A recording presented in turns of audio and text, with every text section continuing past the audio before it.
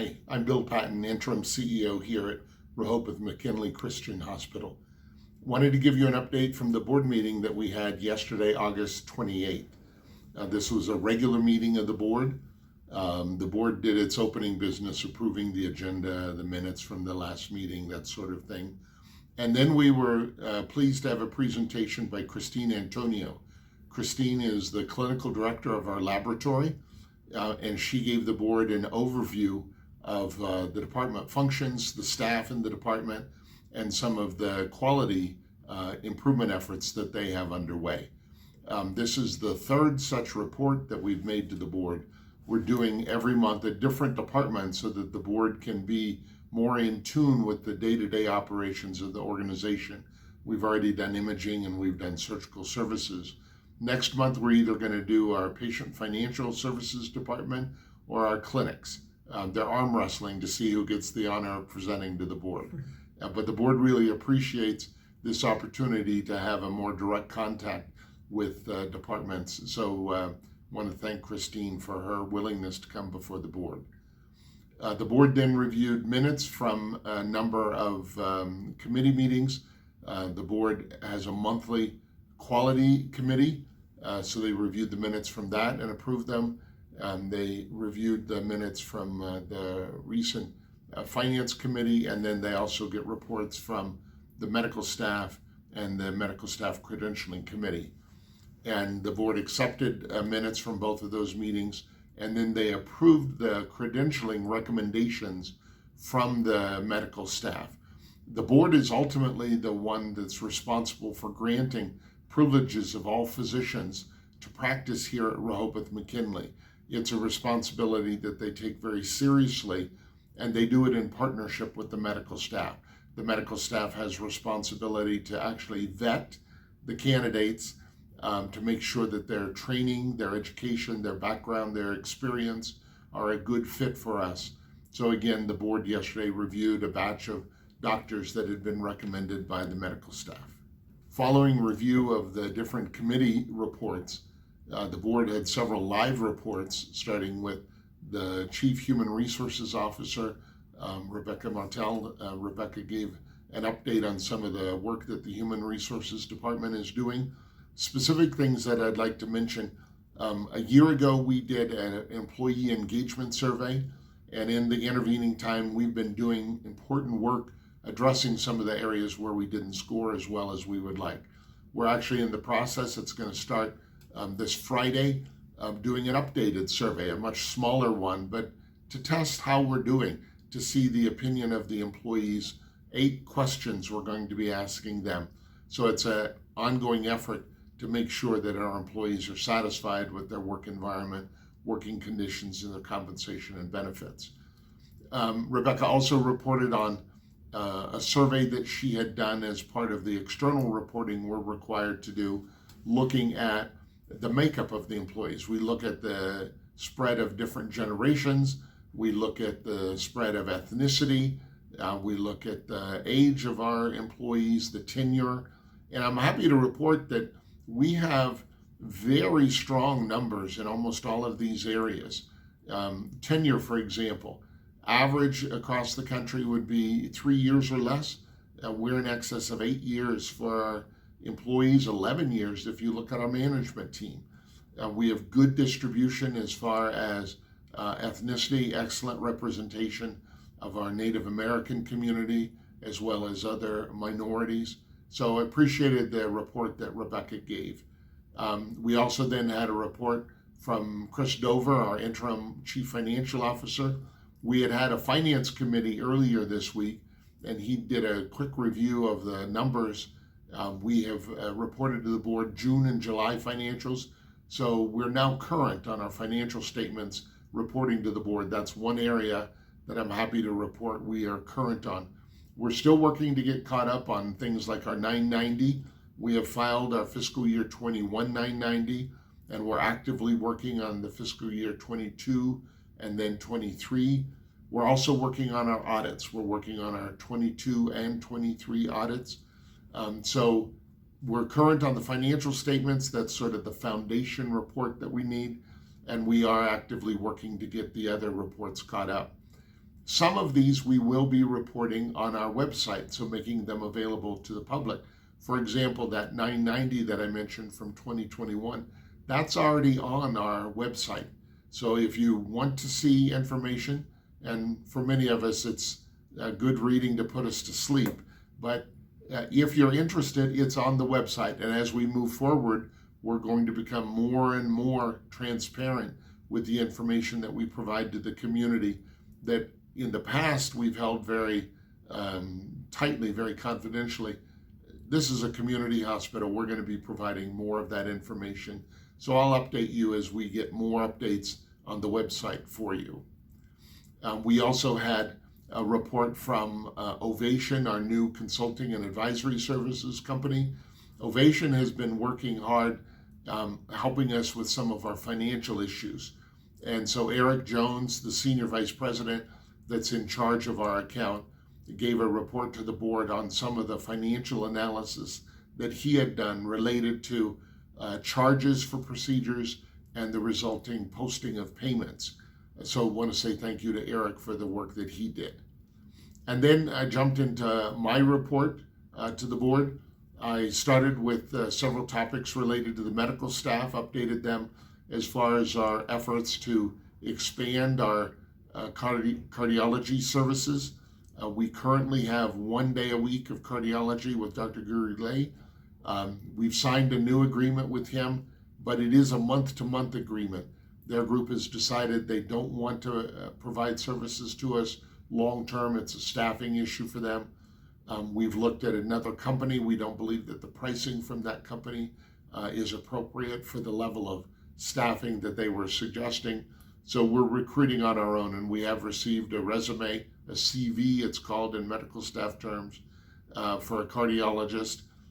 So we're hopeful that we'll have success there. Our goal is to have a cardiologist in our clinic every day of the week. And then the ideal would be to have someone on call all of the time. In the short term, if we can get the clinic covered, that'll be a good first step. Go from 1 day a week coverage to 5 days a week coverage. And then when we recruit a second cardiologist, we'll look at having that 24/7 call coverage. Also, I talked with the board about a family medicine doc that we have interviewed that got high scores from the medical staff from those interviews. And the board approved the contract, so we will making her an employment offer. One of the exciting things, she has a connection to New Mexico. She did parts of her second and third year of her residency in Carlsbad, New Mexico, so a little bit of a connection to the state. And she will have a strong emphasis on women's health care. So that will be sort of a precursor to us in our plans to bring obstetrics back next year. That's what we're planning for. I gave the board an update regarding the support payments that are pending from the state. As I've mentioned in previous reports, our local politicians, government officials did yeoman's work with the state legislature this year, getting a variety of different support packages made available to us. We've completed the agreements that are necessary between us and the county that will allow the money to flow from the state to the county and then to us.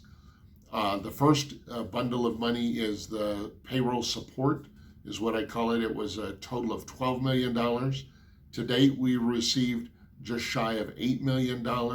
So the agreement that we've finalized with the county will be the last $4.2 million, and we expect to be able to receive that in the next couple of weeks. The second category of money was the $15 million appropriation that's designed to help us get out of debt. By way of review, when I got here in November, we had $33.5 million of debt. Through the end of May, we have pulled that down to 22 million, so a reduction of 12 million, 8 of which was with the support of the state and the county. So the 15 million won't quite cover it all. So we are going to be negotiating. The county has set the goal that we get discounts of 40 cents on the dollar. So we've already begun addressing a number of our big vendors. For example, Our highest vendor, we owed them almost $6 million. We've negotiated a single payment of $4.6 million, so significant reductions. So the memorandum for that agreement is in place now, and those dollars are expected to flow by mid to late September. The current plan is that we'll get $3 million a month over 5 months. So that's the strategy that we're using as far as planning and the negotiations that we're making. The third pot of money is from Senate Bill 161. This was a bill that provided support to a number of small hospitals across the state. For us, it was a total of $5.7 million. We'll receive that $4 million this year and then $1.7 million the following year. And the $4 million will be spread $1 million every quarter, the first $1 million coming to us in October. So depending on where our finances stand, we'll be able to use this for further debt reduction activity, or if needed, we'll use it for day-to-day operations, including meeting payroll. It'll depend on the financial situation of the hospital, how those dollars are used. And then the last pot of money was $480,000 for capital equipment that Representative Johnson was able to secure for us.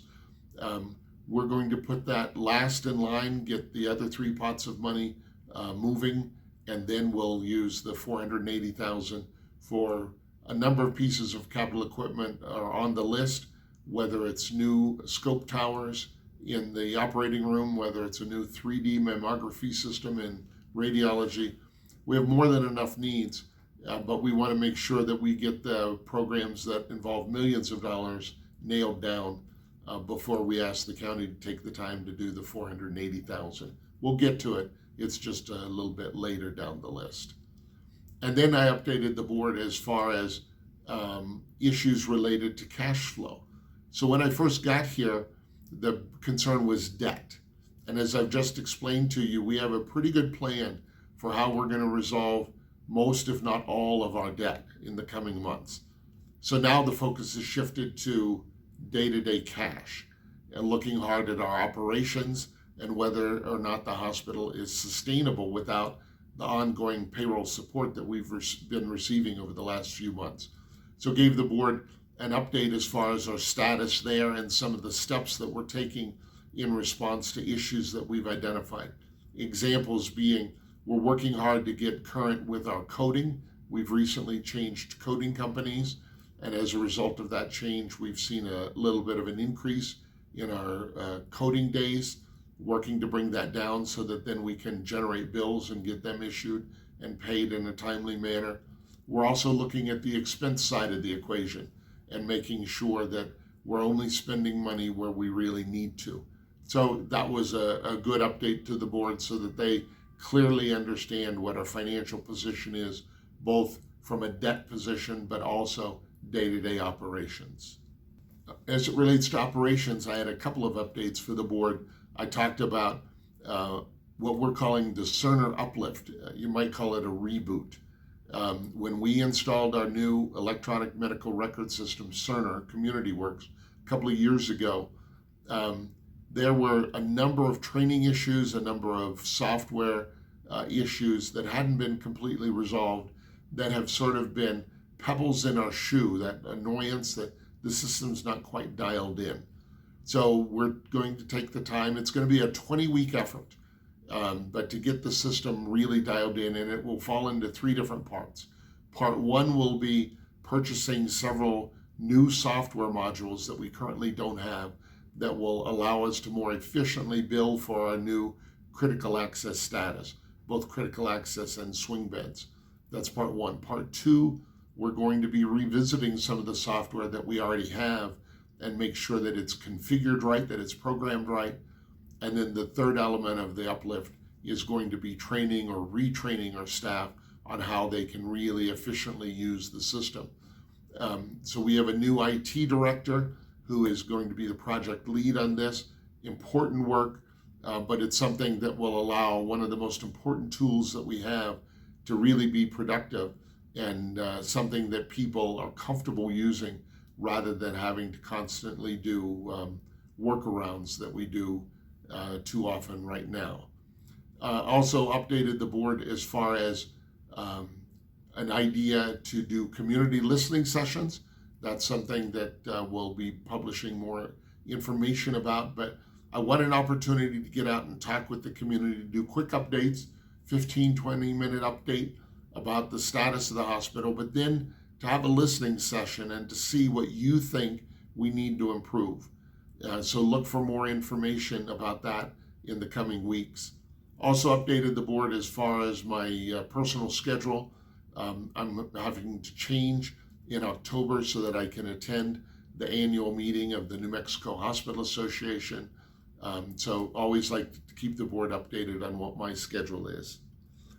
And then the last thing that I talked with the board about was length of stay issues. As a critical access hospital, we have requirements that we need to meet about how long a patient stays in the hospital. The goal is 96 hours, 4 days. And what we have found is that sometimes we are accepting patients that need to be in the hospital longer than that. So we're taking steps, working in partnership with the medical staff to do a better job of screening patients before they're actually admitted. And then we're also looking at utilizing our swing bed status. That's a step below acute care that we can move patients into when they no longer really need to be in a hospital, but they're not quite ready to go home. In the past, they might have been sent to a nursing home. Well, we now, with our new critical access status, have the ability to keep those patients here in the hospital if they need just a couple more days. So length of stay is an important thing that we want to be in compliance with, and we updated the board about all of the work we're doing in that area. The board had an executive session. They talked about legal matters, personnel matters, things that are very appropriate for executive sessions. It was a good board meeting, lasted right at 3 hours. So as always, if you have any questions or concerns, don't hesitate to reach out to me. I always want to provide information as it's desired. Thank you very much.